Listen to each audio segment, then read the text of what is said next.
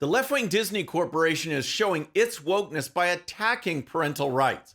The so-called progressive left is pushing Americans further away. Plus, despite the silence from the media, the crisis at the southern border is getting worse. All that and more. I'm Bobby Eberle. This is a 13-minute news hour. God bless the United States of America.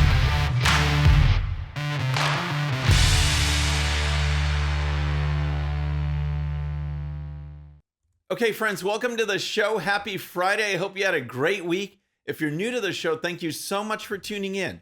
We're going to start with the Walt Disney Company because this corporation has clearly lost its way. The company that for decades specialized in wholesome entertainment and family fun has now become a tool and mouthpiece for the radical left.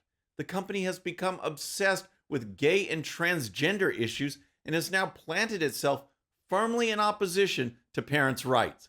Just like other far-left elitists, the leadership of Disney thinks they know more about your kids than you do, that they should be the ones in charge of indoctrinating children on woke activism, critical race theory, and sexuality. We are talking about children here, and Disney and the left want to start that indoctrination at a younger and younger age. This brings us to Florida's recently passed law known as HB 1557, which prohibits classroom instruction on sexual orientation and gender identity with children in the third grade or younger. They are children. These topics should be discussed at home at the appropriate age and time. There are plenty of other things that could actually be taught in school, but as we've seen, more and more schools want to focus on white privilege or racist math or drag queen library day. Parents don't support this, but guess what? Disney does. Well, at least the leadership does. Rank and file employees, that's another story.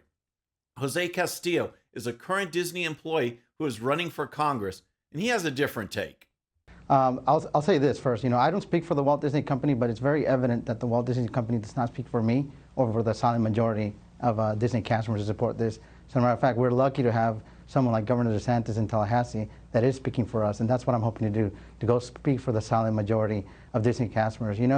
My phone's been off the hook. I've been getting emails, messages on social media from Disney cast members from all walks of life, all lines of business, telling me, thank you for standing up. We feel like we don't have a voice, and we're glad you're doing this. So thank you, Tucker, for the opportunity.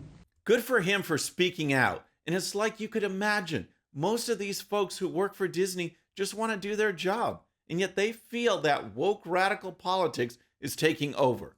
The employees don't like it, and parents don't like it either. Here's more.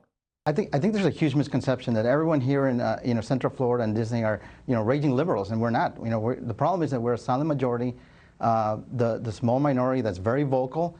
There's this saying, squeaky wheel gets the grease, and that's what's happening. The Disney company, they're basically they're capitalists, right? So they're listening, but they're listening to the people that are more vocal. And the silent majority, us, we need to be more vocal. We need to stand up, and that's why I'm here. That's why I hope to go to do in Washington, stand up for the people, for conservative values.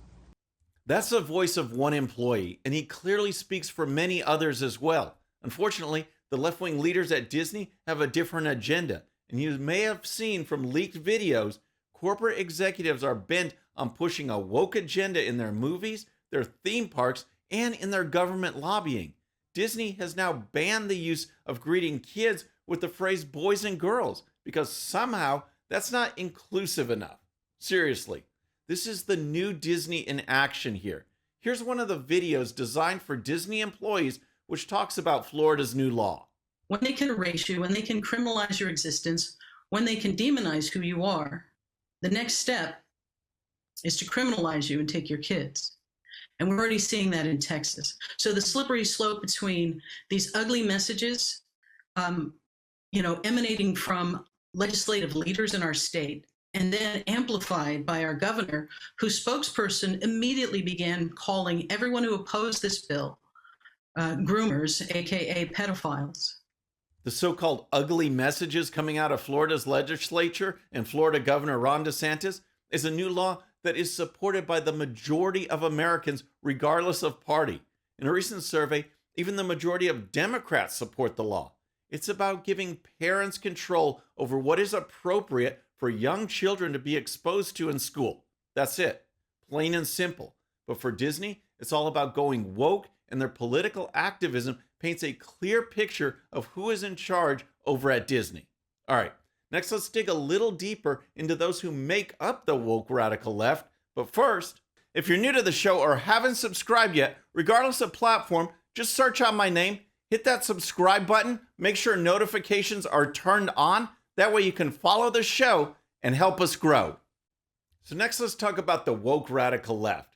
Who are they and the issues they are pushing? Because they seem to be getting louder and louder, and the American people have had enough.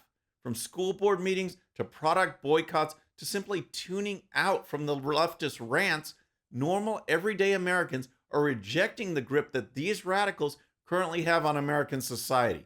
But who are these people, and why are they so influential? Neil Patel, who's the co-founder of the Daily Caller, has a great article that digs into the leftist agenda, and he found that these so-called progressives represent a minority of the Democrat Party, but they are also the ones driving the policy. According to Pew Research, the so-called progressive left makes up only 6% of the American population and 12% of the Democrat Party. This small group is overwhelmingly white, nearly 70%, young, and highly educated. They are also extremely engaged politically, voting and donating to candidates at a higher rate than almost any other political grouping, and they are overrepresented in many key positions of influence, including academia, media, Hollywood, and increasingly corporate America. Incredible. Our schools, our movies, our news, all are being driven by a group that makes up 6% of the population. White privilege, safe spaces, segregated graduations. Those woke efforts are being led by liberal elite white people. Isn't it interesting that the party who says that they're all about diversity and inclusion and tolerance is pushing policies that resemble America of the segregated era? What happened to the great American melting pot in a colorblind society? Here's more from Patel on the mindset of the woke radical left. 75% of the far left thinks other countries are better than America. Fewer than a quarter of all Americans share that view. 60% of the far left wants leaders who identify as socialists. Again, less than a quarter of the general population share that view. 62% of the far left feels that success in life is predetermined, yet another view shared by less than a quarter of all Americans. Similarly, the vast majority of so-called progressive left sees America as fundamentally racist, a distinctly minority view among the general American population. Their views are so far out of the mainstream, and that is one reason why Democrats are in such bad shape right now. For one, they have a terrible leader in Joe Biden. Biden is failing on every major issue. His approval rating is dismal, but when you break down the polls based on issues, there's not one issue where a majority of Americans feel good about his leadership. Not one issue. Then we have this woke left who pushes issues that make the rest of us say, what? What are you talking about? Defund the police? Sex surgery for kids? Open borders? Boys and girls restrooms? The list goes on, and it has backfired. Independents are leaving Joe Biden and the AOC-style Democrats. They are tuning into the Republican Party because, if anything else, Republicans are offering sanity, safe communities, strong families, opportunity for all. These are not rocket science issues. Yet now, in 2022, they seem almost profound because what we are hearing from the left is just so out there. But this is a look at the radical left, a sliver of the population who is finally hearing the collective voice of real Americans like you and me. All right, next let's talk about the ongoing crisis at the border after a word from our sponsor. I want to tell you about my friends over at World Fair. If you have a photo of your childhood home, your favorite travel spot, your hometown football stadium, whatever it is, World Fair takes that photo and turns it into a hand-drawn work of art. These sketches make great gifts, moving announcement cards, invitations, and more. So many possibilities that World Fair can do for you. And all you need is a photo. Just use the link in the description and use coupon code BOBBY13 for 10% off your next purchase. So next, let's talk about what's going on at our southern border, because if you thought the problem has miraculously cleared up simply because the media aren't talking about it? Think again. 2021 reached a 20-year high in illegal border crossings thanks to Joe Biden's open borders policies. He stopped construction on the wall. He stopped the Remain in Mexico policy, and he spread the word that if you come here illegally, nothing will happen to you. You'll be flown to somewhere in the country where you can just disappear. And so the numbers keep climbing. Here's former Border Patrol Chief Victor Manuarez on the situation. Well, we've already probably hit 1 million arrests along the southwest border, and they're waiting for the end of the month to be able to calculate those numbers. And so we expect that probably within the first 2 weeks of April, where those numbers officially come out, and it certainly will be over 1 million. Over 1 million illegal border crossings so far in 2022. Nothing has changed from 2021. The Democrats are letting this happen. The vast majority of these people are not fleeing political persecution. They are not proper asylum seekers. Yet Biden administration is funneling all these people through a process that was meant to handle a fraction of this amount. So people are released and told, hey, come on back for your court date. What do you think happens next? As far as the entire year of 2022, Manuarez has a dire prediction. Well, most people were talking just under 2 million, but I think it's going to be further than that. I think we're going to be hitting around 2.5, anywhere from between 2.5 and 2.7 million for the year. Because what we're forgetting is that the only tool left in the toolbox for the Border Patrol is Title 42. Mm-hmm. And that's the discussion is about ending that relatively soon. Once that happens, the floodgates will open like we've never seen before. Just for reference, Title 42 is a measure from the CDC, which was put in place by the Trump administration in March of 2020, and it allows border authorities to immediately expel migrants who attempt to cross into the U.S. on public health grounds without allowing them a chance to claim asylum. It's estimated that the policy has been used more than 1.7 million times. Now, Joe Biden wants to end that policy, which means, as Manuarez mentioned, that the floodgates will be opened. Without Title 42, all these migrants will overwhelm the asylum process, which is actually what the open borders Democrats want. Swamp the asylum courts with people who do not qualify for asylum. Rather than make them wait in Mexico, they are released into the country. In the meantime, we see increased crime, increased gang activity, and a massive increase in fentanyl and other drugs. Here's more of what to expect if Title 42 expires. So the goal, I'm told, will be to process people as quickly as possible. So you're going to see what agents call curbside adjudication. Migrants fingerprinted and photographed in the field, then released immediately as asylum seekers. So instead of 1 million migrants being turned back as they were last year under Title 42, they would be released into the U.S. Even though fewer than 10% actually qualify for asylum, once here, 75% never leave. The CDC is supposed to make a decision again on Wednesday. Only 10% actually qualify for asylum, yet 75% who come in never leave.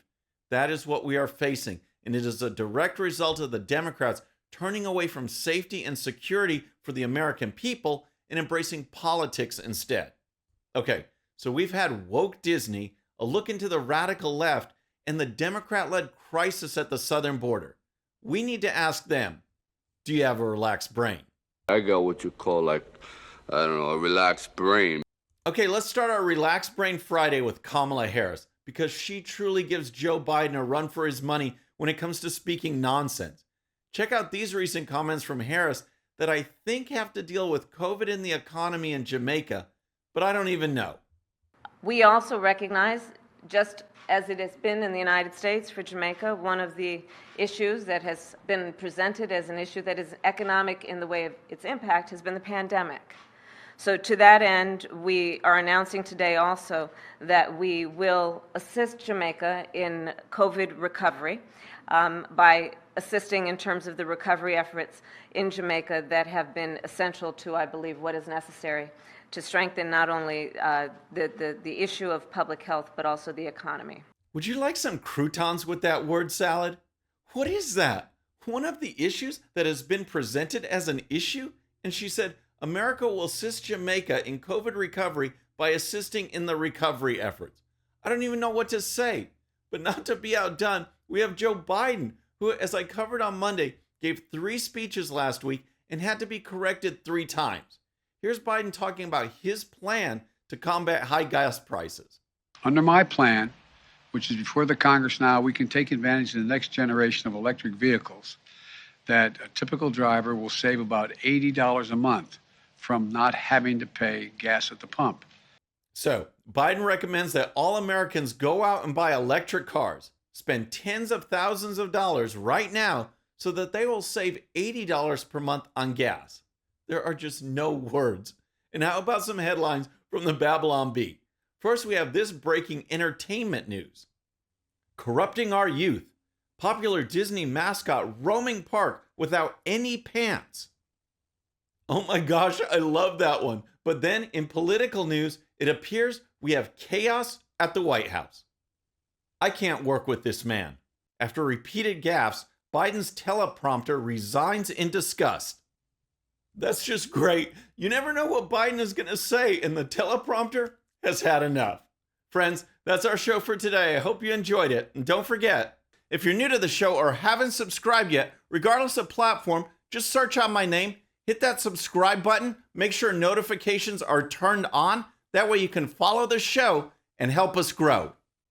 Thank you so much for tuning in. Our next show is going to be Monday evening at the usual time, 6:30 p.m. Central. Until then, I'm Bobby Eberle. This is a 13-minute news hour.